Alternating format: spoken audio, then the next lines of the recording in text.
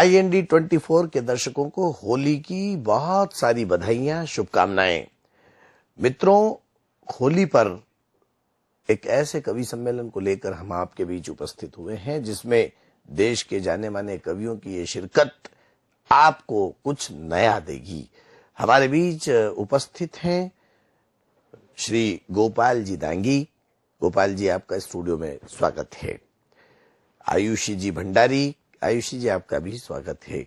और विवेक शर्मा जी, आपका भी स्वागत है। मैं प्रोफेसर श्याम सुंदर पलोड़ आप सभी को होली की हार्दिक बधाइयां, शुभकामनाएं देता हूं।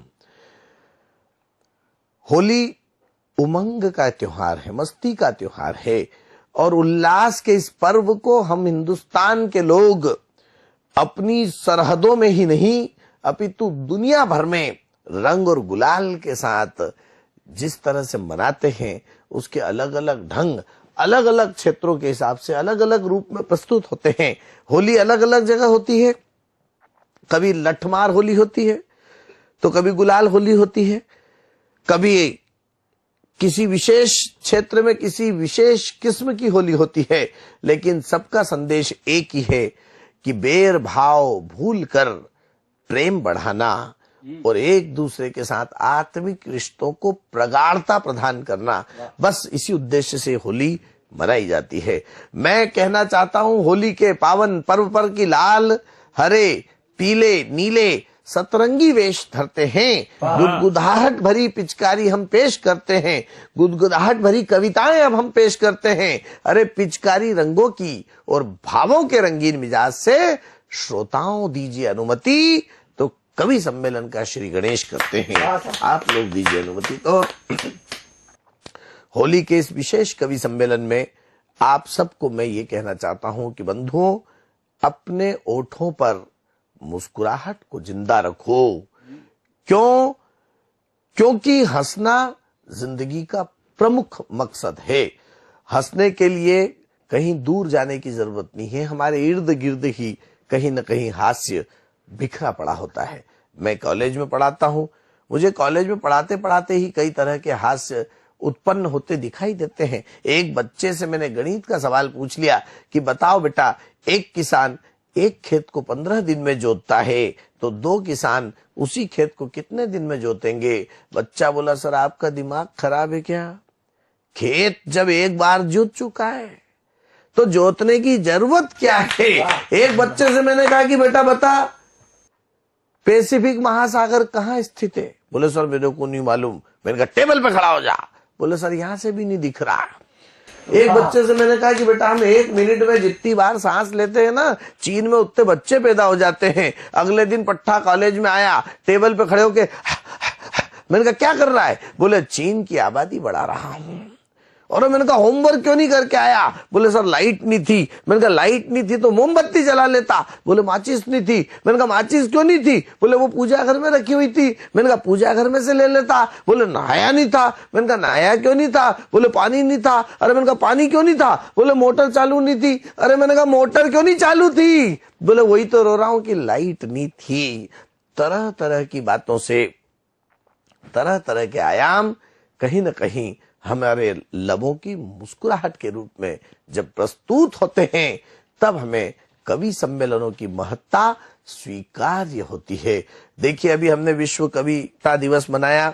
मैं कहना चाहता हूं, केवल 3 अक्षरों की कविता जिसमें क कल्पनाओं का होता है, वी विचारों का होता है और ता तालमेल का होता है। यहां जब कविताओं का विचारों के साथ तालमेल हो जाता है तो कविता का जन्म होता है और वही कविता हम सबको कहीं न कहीं बहुत आनंद प्रदान करती है, हमारा मनोरंजन करती है। मैं इस कवि सम्मेलन की शुरुआत करवाना चाहता हूं हमारे बीच उपस्थित श्री विवेक शर्मा जी से। आइए विवेक जी, और हमारे दर्शकों तक अपनी प्रतिष्ठित कविताएं पहुंचाइए। सभी को बहुत बहुत प्रणाम। रंग पर्व की हार्दिक शुभकामनाएं। आप सभी के जीवन में बेरंग पड़े इस जीवन में रंग आ जाए। सभी को बहुत बहुत होली पर्व की शुभकामनाएं। मैं 4 पंक्तियों के माध्यम से प्रारंभ होना चाहता हूं। हम जिनके कारण ये होली मना पाते हैं जो सरहद पर खड़े रहते हैं उन जवानों को 4 पंक्तियों में एक प्रणाम पहुंचाता हूं उन तक। सीधे सीधे पंक्तियां पढ़ता हूं कि रंग रंग में उमंग जंग वाला भाव लिए, रंग रंग में उमंग जंग वाला भाव लिए, शीश चढ़ा दिए भारत माता की झोली में, शीश चढ़ा दिए भारत माता की झोली में, देश भक्ति भावना में झूमने लगे थे वह वंदे मातरम जन गण वाली बोली में, वंदे मातरम जन गण वाली बोली में। सुखदेव राजगुरु शेखर भगत जैसे वीर मिल गए सब इंकलाबी टोली में, और अपने लहू से होली खेलते जो सीमाओं पे, उन्हें याद करे हम इस बार होली में। अपने लहू से होली खेलते जो सीमाओं पे, उन्हें याद करे हम इस बार होली में, उन्हें याद करे हम इस बार होली में, उन्हें याद करे हम इस बार होली में। और 2 पंक्तियां, जिसके पिता सरहद पर है वो बच्चा अपने पिता को कह रहा है कि पापा 3 होली बीत गई है, 3 दिवालियां बीत गई है, आप यहाँ त्योहार हम अकेले मनाते हैं, आप क्यों नहीं आते। बेटा 2 पंक्तियां अपने पिताजी को पहुंचाता है, पिताजी फिर 2 पंक्तियां अपने बेटे को कहते हैं उनकी होली दिवालियां कैसी होती है, सुनिएगा कि पुत्र बोला पापा इस बार होली पे आ जाओ, संग में बाजार जाके पिचकारी लाऊंगा। पुत्र बोला पापा इस बार होली पे आ जाओ, संग में बाजार जाके पिचकारी लाऊंगा। आपने दिलाई थी जो मुझे साइकिल वह, इस बार आएंगे चला कर दिखाऊंगा, इस बार आएंगे चला कर दिखाऊंगा। पिता बोले बेटा रणभूमि में खड़ा हुआ हूँ, उसके पिता ने इसको जवाब दिया कि पिता बोले बेटा रणभूमि में खड़ा हुआ हूँ, तेरे पास इस बार और नहीं आऊंगा। और भारत में रंग व उमंग रहे इसलिए अपने लहू का रंग सीमा पे लगाऊंगा। भारत में रंग व उमंग रहे इसलिए अपने लहू का रंग सीमा पे लगाऊंगा, अपने लहू का रंग सीमा पे लगाऊंगा। बहुत बहुत धन्यवाद। बहुत खूब। ये थे विवेक शर्मा जिन्होंने अपने लहू का रंग सीमा पर लगाऊंगा इन पंक्तियों के साथ होली पर ओज के वातावरण को निर्मित किया। कवि अपनी अपनी तरकीब से, अपने अपने तरीके से अपनी बात को कहने में माहिर होता है, इसमें कोई दो मत नहीं। और कविताओं की यही ताकत कहीं न कहीं विश्व में विचार क्रांति पैदा करती है। विचारों की इस शक्ति को नमन करते हुए मैं इस क्रम को आगे बढ़ाऊं, उसके पहले एक बात ये कहना चाहता हूं कि कहीं ना कहीं हमें अपनी जिंदगी को तनावों से मुक्त करने की आदत बनाना होगी, क्योंकि हम कभी एक काम के लिए जाने जाते हैं और वो काम है आपके लबों की मुस्कुराहट रखना, आपको खुश मिजाजी देना, आपको जिंदा दिली देना, तो आपको हंसाना, क्योंकि आपकी आंखों में आंसू देने के लिए तो आपके सगे रिश्तेदारी काफी है। आज के इस दौर में भाई भाई का नहीं होता है, चेहरे पर मुस्कान दिलों में खाई नहीं देते हैं, करने को हिसाब पाई पाई नहीं देते हैं। आज करेंगे पिताजी वसीयत दौलत की, इसलिए इकट्ठे हम चारों भाई नहीं रहते हैं। वो परिस्थिति जब इस देश में कहीं न कहीं लोगों को तोड़ती है, कविता लोगों को जोड़ती है। जोड़ने का ये प्रकल्प ताउम्र एक कवि अपने अंतर्मन से लेकर चलता है, उसके हृदय की प्रतिध्वनि उसकी जिह्वा पर आती है, तब कविता का जन्म होता है। मैं इस क्रम को आगे बढ़ाना चाहता हूं। हमारे बीच श्रृंगार की और हास्य की एक बहुत जानदार, शानदार और वजनदार कवित्री आदरणीय आयुषी भंडारी जी उपस्थित है। मैं आयुषी जी से निवेदन करता हूं कि वो आए और अपनी कविताओं से IND 24 के दर्शकों को लाभान्वित करें। एक मुक्तक के माध्यम से अपना काव्य पाठ शुरू करती हूँ। और इसकी भूमिका में इतना कहना चाहूंगी कि जब भी कोई महिला कोई साहसिक कार्य करती तो उसे मर्दानी कहकर बुलाया जाता है, परंतु मेरा यह मानना है कि मर्दानी की उपमा तब दी गई थी जब महिलाएं रण क्षेत्र में बहुत कम आया करती थी। ये आजादी के पहले की बात है, परंतु आज महिलाओं की स्थिति कुछ अलग है। सुनिएगा। मर्द धनुष तो बाण औरत, मर्द धनुष तो बाण औरत, अलग निशानी कैसे हुई लक्ष्मी बाई और भगत की, अलग कहानी कैसे हुई उपमाओं में छीन लिया, उपमाओं में छीन लिया अस्तित्व यहाँ औरत का क्यों, उपमाओं में छीन लिया अस्तित्व यहाँ औरत का क्यों। जब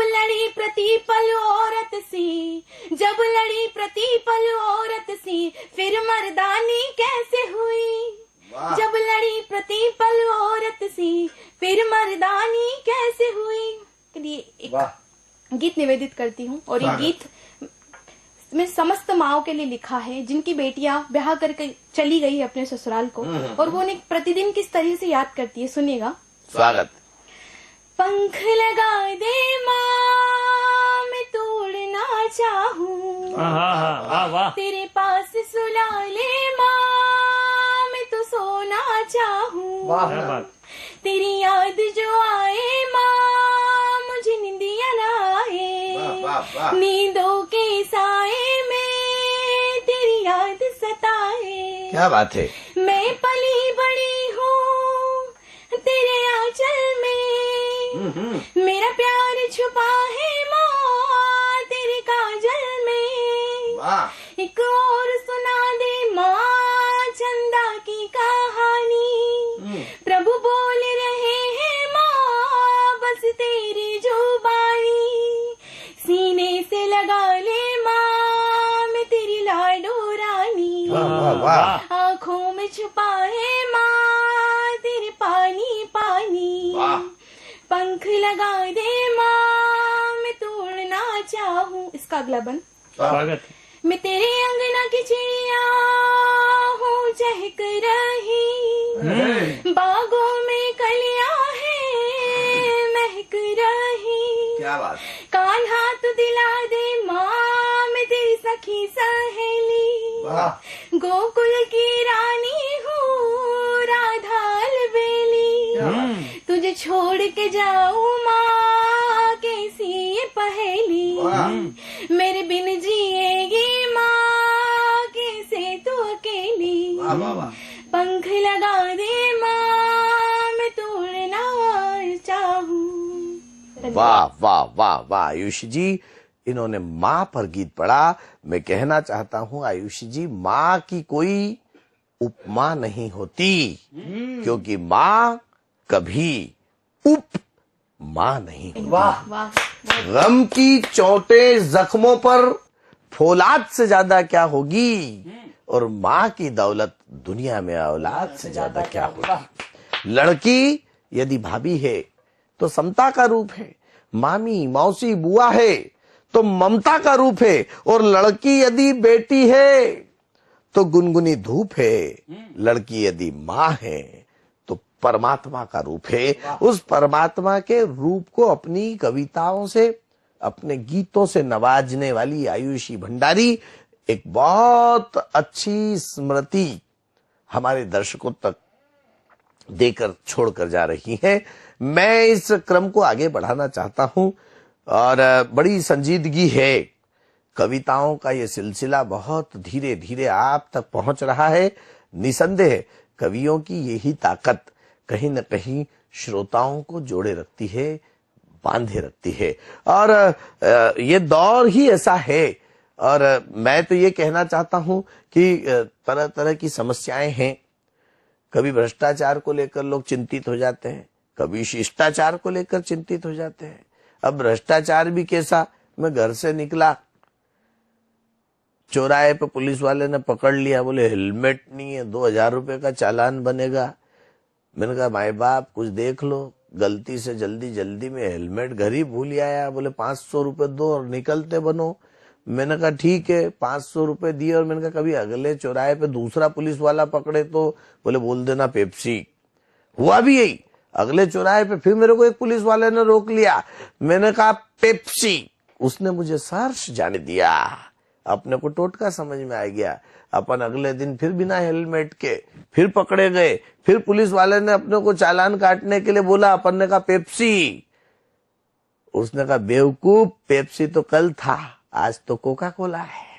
तो भ्रष्टाचार की भी अपनी अपनी तरकीब होती है। अब 3 इंजीनियर मर गए, ऊपर गए, एक अमेरिका का था, एक पाकिस्तान का था, एक हिंदुस्तान का था।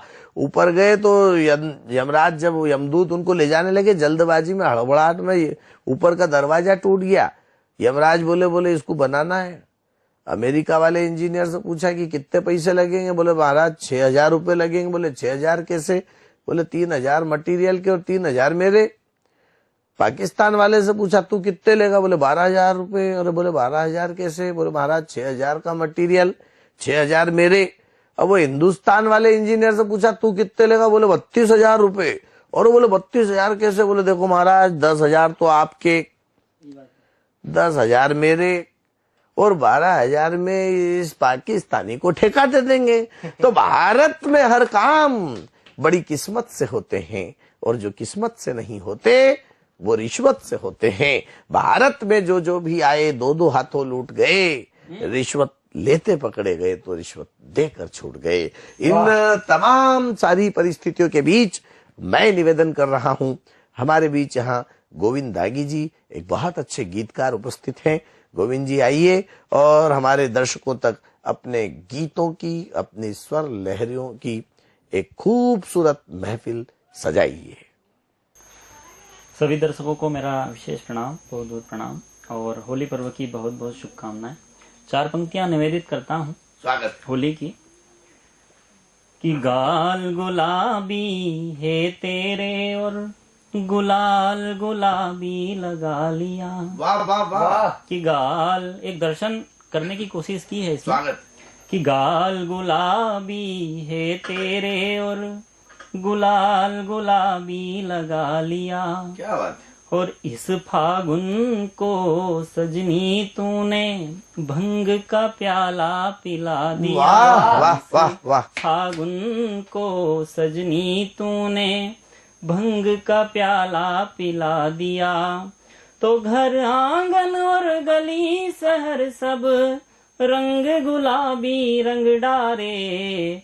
और झीलों के भोपाल पे तूने जयपुर का रंग चढ़ा दिया। झीलों के भोपाल पे तूने जयपुर का रंग चढ़ा दिया।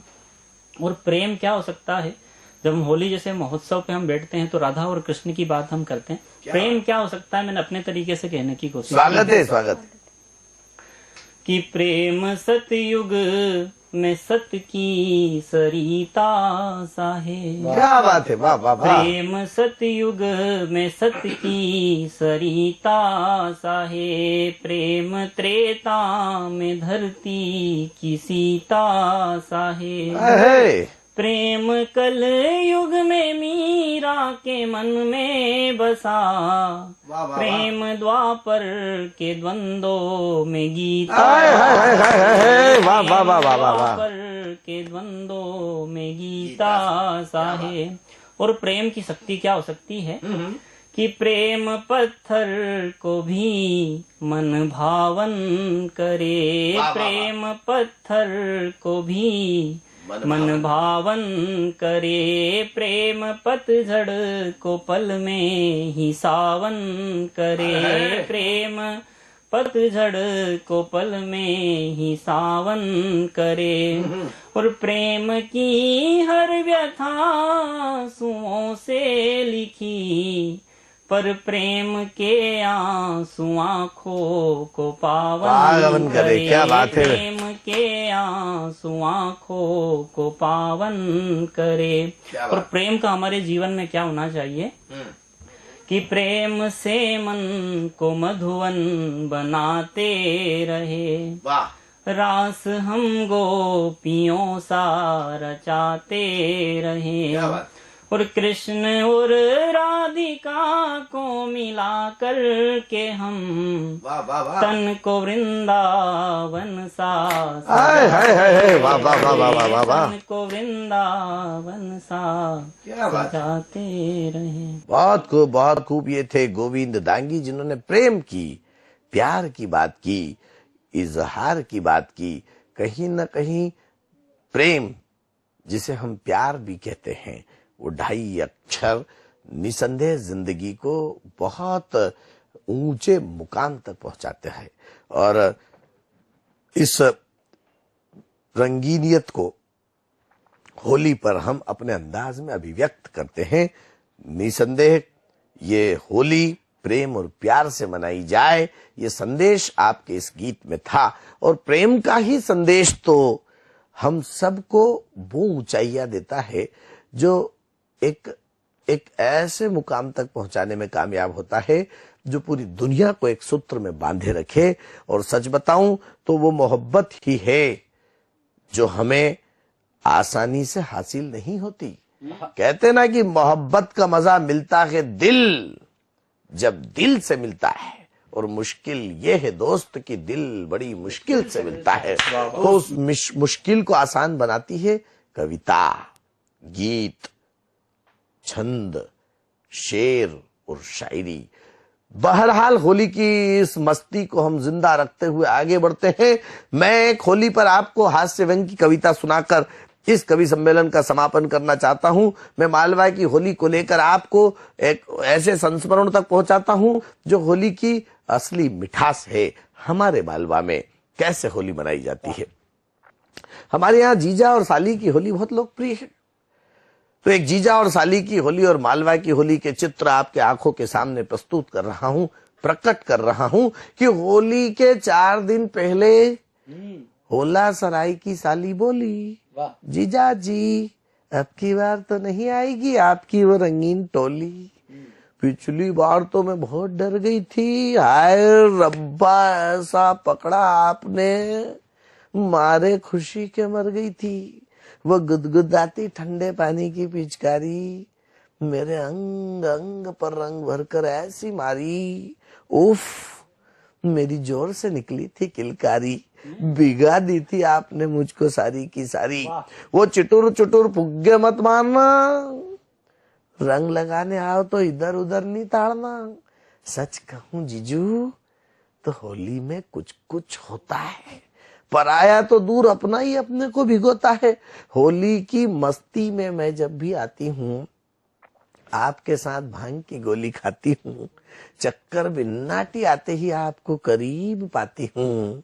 मैं तो होली के ख्वाब से ही तरबतर हो जाती हूँ। मैं तो होली के ख्वाब से ही तरबतर हो जाती हूँ। आपका वो मिचमिचाता दोस्त जब भी आता है उसकी बाई आंख को शैल चतुर्वेदी जी का भूत चढ़ जाता है। शर्माता बहुत है बेचारा, अभी तो है ना वो कुंवारा का कुंवारा। होली पर याद आ रहा है मुझको वो किस्सा, मैं भी बनी थी उसका अजीब हिस्सा। आपको खींच कर ले जाते थे चौपाटी पर, कपड़े फाड़ कर लिटा देते थे गीली माटी पर, फिर वहां होता था बड़ा भारी कढ़ाव, घसीटते थे आपको तो खूब आता था ताव। 2 पकड़ते पांव 2 पकड़ते हाथ, बाकी सारे के सारे हो जाते थे साथ। टांगा टोली करके आपको उसमें डुबाते थे, रंग भर से भीगे चुनर वाली रंग भर से गाते थे। टांगा टोली करके आपको उसमें डुबाते थे, रंग भर से भीगे चुनर वाली गाते थे। कभी यूं ऊट पटांग फिसलाते थे, और न जाने कहां कहां आपको रंग लगाते थे, और न जाने कहां कहां आपको रंग लगाते थे। फिर बाहर निकाल कर आपका मेकअप होता, कोई मूंछ बनाता तो कोई काले रंग से गाल धोता। धोती कुर्ता पगड़ी और नींबू मिर्ची की माला पहनाकर आपको उठाकर दन्न से गधे पर बिठाकर निकालते थे आपका जोरदार बाना। राह चलती लड़कियों पे कसते थे ताना। होली ऐसी भी होती है ये मैंने पहली बार जाना। गैर निकालते बजाते बाजा और गाते थे गाना। फिर वो हल्कू राम के कुएं पर नहाने जाते, हल्दी के उपटन से रंग छुड़ाते, रगड़ते रगड़ते बुरबट्टे गाल बहुत चिरमिराते थे। मस्त नहाने के बाद हम मूंग के भजिए खाते थे। सच कहूं जीजू तो मुझे वो होली के रंगीन दिन साल साल भर याद आते थे। तूने मारी पिचकारी मोरी भीगी अंगिया को हम कई कई दिन तक गुनगुनाते थे। फिर शाम को होली की सेल होती, रंग के खेल के बाद रंगीलों की मेल होती। हंसाने वाले व्यंग्यपूर्ण टाइटल पर बार बार मुख से बाण निकलकर तन मन बदन में करते थे हंगामा। यहाँ भी चढ़ती होली ने गीला हो जाता पजामा, यहाँ भी चढ़ती होली ने गीला हो जाता पजामा। अरे होली पर अब तो वो मजा ही नहीं आता है। दोस्त दोस्त को क्या, भाई भाई को खा जाता है। तब और अब में बहुत बड़ा फर्क हो गया। कल का स्वर्ग आज नर्क हो गया। थाम कर खंजर हाथ में निकलती है बस दहशत गर्दों की टोली। न जाने क्यों बदलते परिवेश में होने लगी सिर्फ खून की होली, सिर्फ खून की होली, सिर्फ खून की होली। सच्चा है अपना प्यार तो क्या है जहां का डर, गुल बनकर गुलिस्ता में फिर से खिलेंगे हम। इस वक्त बिछड़ रहे तो कोई गम नहीं, अगली बहार आई तो फिर से मिलेंगे हम। जय हिंद, जय भारत। आप सभी को होली और रंग पंचमी की हार्दिक हार्दिक हार्दिक शुभकामनाएं।